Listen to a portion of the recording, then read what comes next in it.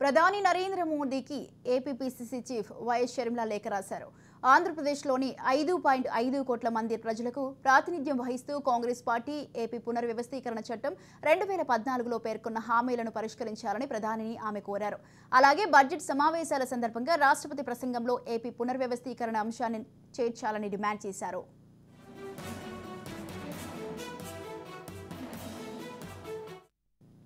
హామీల అమలులో ప్రభుత్వాలు విఫలమయ్యాయని తెలిపారు. దశాబ్దం తర్వాత కూడా విభజన హామీలు అమలు కాలేదన్నారు.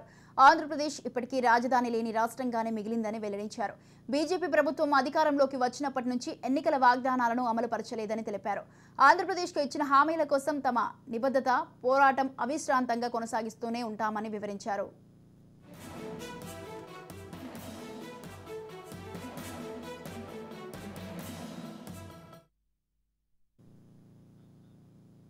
దశాబ్దం తర్వాత కూడా విభజన హామీలు అమలు కాలేదన్నారు.